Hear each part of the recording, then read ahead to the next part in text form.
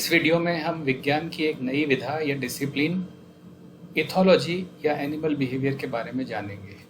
ये तो आप जानते हैं कि जीव विज्ञान विज्ञान की एक विधा है और इस जीव विज्ञान के अंतर्गत आपने अभी तक physiology, biochemistry, cell biology, genetics जैसे विषयों के विषय में जाना होगा। यहाँ हम जीव विज्ञान की एक विधा या शाखा इथोलॉजी, जिससे कि एनिमल बिहेवियर भी कहा जाता है, उसके विषय में जानेंगे। सरल शब्दों में कहें तो इथोलॉजी का आशय है एनिमल बिहेवियर की स्टडी या प्राणी के व्यवहार का अध्ययन। अगर हम इसकी डेफिनेशन कहें या परिभाषा कहें तो इसे कह सकते हैं ethology is scientific, biological and specific study of behaviour of animals. इसके शब्दों का अर्थ जान लें। इथोलॉजी मूलतः ग्रीक शब्द ईथोस और लोगोस से मिलकर बना हुआ है। लोगोस तो आप जानते ही हैं कि किसी विधा या किसी क्षेत्र को या ज्ञान के किसी क्षेत्र को या शास्त्र को लोगोस बोलते हैं और उसके नाम पर लॉजी सफिक्स बनता है।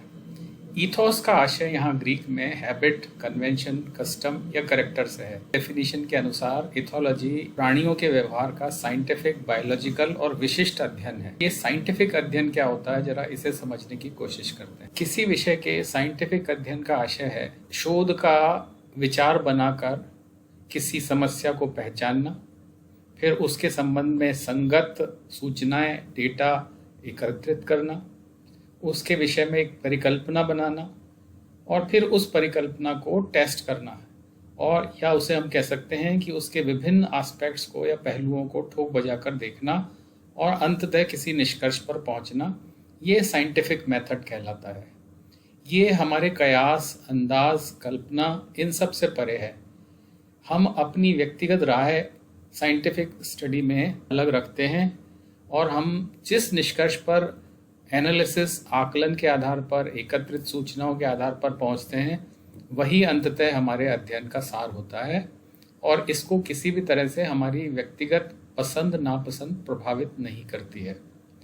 तो इसका आशय ये हुआ कि प्राणियों में जो भी व्यवहार हमें दिखता है उसका वैज्ञानिक अर्थ का आशय ये होगा कि हम जैसा व्यवहार है उसको उसी रूप में सामने प्रस्तुत करें। यदि हम कोई हाइपोथेसिस या परिकल्पना बनाते हैं तो उसका विभिन्न तरीके से परीक्षण करें। ये विधियां हो सकती हैं प्रयोग करना या अन्य जंतुओं में उसी तरह के ऑब्जर्वेशन लेकर या परीक्षण लेकर देखना कि जो हमने परिकल्पना बनाई थी वो वास्तव में सच है या नहीं है। साइंटिफिक स्टडी क्या है, इसका अध्ययन करना अभी हमारा लक्ष्य नहीं है, इसलिए इसको आप समय समय पर पढ़ते रहेंगे और ये कंसेप्ट धीरे धीरे आपके दिमाग में विकसित होता रहेगा। आइए आगे देखते हैं कि किन बातों का ध्यान हमें एनिमल बिहेवियर को पढ़ते समय रखना चाहिए। जब हम किसी जीव या प्राणी का व्यवहार देखते हैं तो बचपन से सुने कहानी किस्सों के आधार पर हमारे अंदर एक प्रवृत्ति होती है जिसे एंथ्रोपोमॉर्फिज्म कहते हैं या मानवत्वारोपण कहलाता है। ये यहाँ मतलब है मानवत्व का आरोपण, कि जो हम अपने लिए सोचते हैं किसी जंतु को जब हम देखते हैं तो वही सोच हमारा उस जंतु के विषय में होता है। जैसे कि हमें लगता है अपने पालतू पशु को देखकर कि इसे मालिक की याद आ रही है, या ये दुखी हो रहा है, या ये सोच रहा है, या ये गुस्सा कर रहा है। हमें नहीं मालूम कि वो वास्तव में क्या कर रहा है या क्या सोच रहा है। ऐसा भी नहीं है कि प्राणियों में या जीवों में, जंतुओं में किसी तरह के इमोशंस नहीं होते हैं या क्रोध या सोच जैसी कोई चीज़ होती है या नहीं।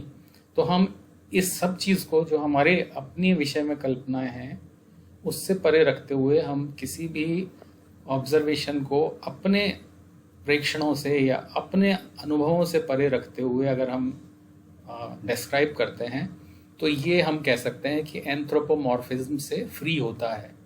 यानी जब हम जंतु विज्ञान में, इथोलॉजी में एनिमल बिहेवियर का अध्ययन करें तो हमें किसी भी तरह से मानवीय इमोशंस, इंटेंशंस या लक्षणों को पशुओं में या जंतुओं में देखकर उनका वर्णन नहीं करना चाहिए। यानी एंथ्रोपोमॉर्फिज्म की टेंडेंसी से बचना चाहिए। ये टेंडेंसी हमारे दिमाग में ह्यूमन साइकोलॉजी के कारण है और शुरू से ही हम टेबल, कुर्सी, मेज, पेड़ इन सबको कहानी किस्सों में व्यक्ति के रूप में देखते और दिखाते आते हैं, इसलिए ये हमारे अंदर बन जाती है। तो इस तरह से अगर मान लीजिए आप किसी जंतु का प्रेक्षण कर रहे हैं और उसके आँख में से आंसू निकल रहे हैं, तो आप अपनी ऑब्जर्वेशन शीट में ये नहीं लिखेंगे कि वो दुखी था। आपको सिर्फ ये लिखना है कि उसकी आंखों में आंसू देखे गए। ये ऑब्जर्वेशन मानवत्वारोपण से मुक्त होगा या एंथ्रोपोमॉर्फिज्म से मुक्त होगा। ये जानते हैं कि बिहेवियर क्या है, क्योंकि हमने कहा कि साधारण शब्दों में इथोलॉजी प्राणी के व्यवहार का अध्ययन है। तो फिर व्यवहार किसे कहते हैं? सरल शब्दों में हम कह सकते हैं जीव जो कुछ भी करते हैं वो उनका व्यवहार होता है। अब वो क्या क्या करते हैं? कहेंगे कि जीव तो बहुत कुछ करते हैं। वो भोजन ढूंढने के लिए इधर उधर गमन करते हैं, वो घोंसला बनाते हैं, कभी वो आक्रामक होकर अपने क्षेत्र में घुसे हुए दूसरे नर पर हमला करते हैं, कभी वो बच्चों की देखरेख करते हैं। हम कह सकते हैं कि जो भी उनके अंदर दृष्ट या परसीवेबल या रिकॉग्नाइजेबल मूवमेंट या गति दिखाई देती है वो सब एनिमल बिहेवियर है। हम कह सकते हैं कि कभी कभी कोई मूवमेंट ना भी हो तो भी उसे हम एनिमल बिहेवियर ही कहेंगे। जैसे शिकार से पहले एक शेर या बिल्ली अपने आप को स्थिर कर लेती है और किसी भी तरह का मूवमेंट या गति नहीं दर्शाती है। कभी कभी कोई जंतु शिकारी से बचने के लिए एकदम स्थिर हो जाता है या फ्रीज कर जाता है, या कोई जंतु अपने शिकारी से बचने के लिए मौत का नाटक करके ऐसा हो जाता है जैसे उसमें कोई गति ना हो, जिसे डेथ फेनिंग बोलते हैं। ये सब भी प्राणी व्यवहार के अंतर्गत ही वर्गीकृत किए जाएंगे। इसमें क्या शामिल नहीं है? तो जो हमारे आंतरिक मसल मूवमेंट्स हैं, चाहे वो हृदय की गति हो, चाहे वो हमारी आंत्र के पेरिस्टलेटिक मूवमेंट्स हों, या आँख की इनवॉलंटरी मूवमेंट्स हैं पलक झपकने के, वो सब इसमें शामिल नहीं किए जाएंगे। लेकिन कुछ कुछ ऐसी गतिविधियाँ जिनमें कि हमें अपरेंटली या बाहरी रूप से कोई गति नहीं दिखाई देती है, चाहे वो हाथ पाँवों या लिम्स की हो, चाहे वो पूरे जंतु की हो, उन्हें भी हम इस श्रेणी में रखते हैं कॉमन सेंस के आधार पर या सामान्य ज्ञान के आधार पर। जैसे यदि कोई जंतु गाना गा रहा है या आवाज़ कर रहा है, जिसको हम वोकलाइजेशन बोलते हैं, तो वो भी उसके व्यवहार का एक भाग है।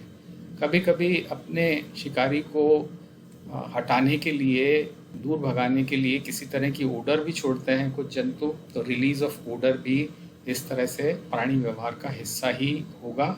या हम कह सकते हैं कि ये किसी तरह का संप्रेषण है या वार्निंग है या थ्रेट है, ये सब जंतु व्यवहार का भाग होंगे। अब कुछ सामान्य बातें एनिमल बिहेवियर या इथोलॉजी के बारे में जान लेना आवश्यक होगा। बाहरी संवेदना या स्टिमुलस मिलने पर या आंतरिक संवेदना मिलने पर जो व्यक्ति व्यवहार दर्शाता है उसे हम उसका व्यवहार कहते हैं या उस जंतु का व्यवहार कहलाता है। ये जंतु के आंतरिक या बाहरी पर्यावरण में परिवर्तन आने से हो सकता है।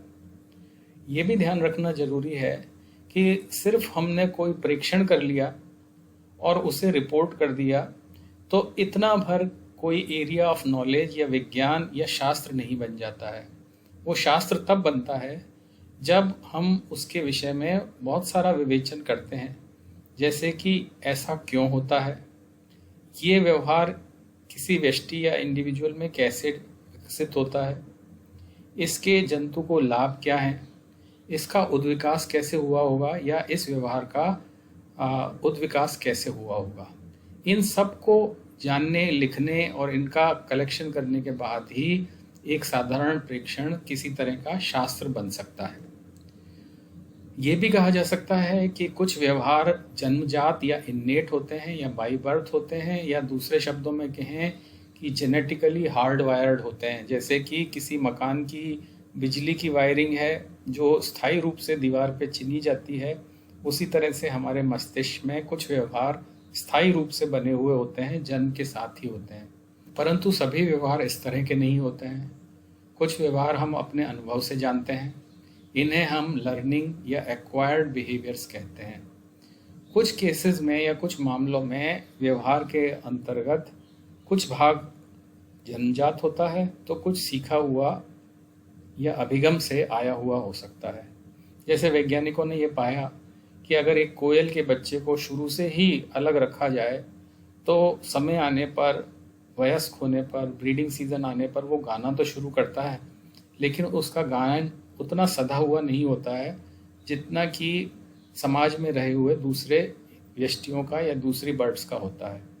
तो वैज्ञानिकों ने ये निष्कर्ष निकाला कि गाने का एक भाग, जिसमें कि कुछ फिजियोलॉजिकल या कुछ बनावट के हिस्से भी शामिल हैं, जैसे गले की बनावट कैसे होगी, उसके अलावा वो किस तरह से आवाज़ निकाली जाएगी, ये इन्नेट या बाई बर्थ होता है।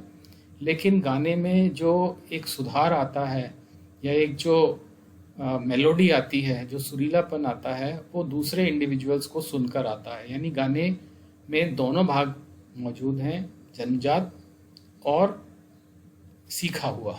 ये भी देखने की बात है कि व्यवहार जो है प्राकृतिक वर्ण से निश्चित होता है या उसका स्वरूप प्राकृतिक वर्ण बनाता है। जैसे कि आपने अब तक इवोल्यूशन में नेचुरल सिलेक्शन के बारे में पढ़ा होगा। अब जो काम बायोकेमिस्ट्री या शरीर की बनावट नहीं कर सकती है, किसी व्यक्ति को पर्यावरण के लिए अनुकूल बनाने में, व्यवहार के माध्यम से भी कोई व्यक्ति या कोई इंडिविजुअल या कोई जंतु अपने आप को अपने पर्यावरण के अनुकूल कर सकता है और इस तरह से अपने पर्यावरण में सरवाइव कर सकता है और प्रजनन कर सकता है।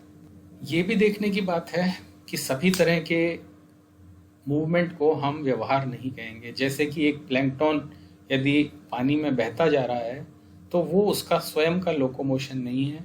व्यवहार सेल्फ पावर्ड होना चाहिए, यानी अपनी गति से उत्पन्न होना चाहिए। इसी तरह से जैसा हमने पहले कहा कि हार्ट बीट या पेशियों, जो आंत्र में पेशियां होती हैं, उनका मूवमेंट इस श्रेणी में, व्यवहार की श्रेणी में नहीं आता है। आपने बायोलॉजी में अब तक पढ़ा कि लंबे समय पहले जो जीव हुए उनके फॉसिल्स हमें कभी कभी प्राप्त हो जाते हैं और उनके आधार पर हम उस काल में मिलने वाले जीवों के विषय में वर्णन कर सकते हैं, अनुमान लगा सकते हैं। लेकिन व्यवहार एक ऐसी चीज़ है जो फॉसिलाइज नहीं होता है, जो जीवाश्मीकृत नहीं होता है। इसका आशय यह है कि हम उस व्यवहार के बारे में कोई अनुमान नहीं लगा सकते जो लाखों वर्ष पहले, हजारों वर्ष पहले जंतुओं के द्वारा प्रदर्शित किया जाता होगा।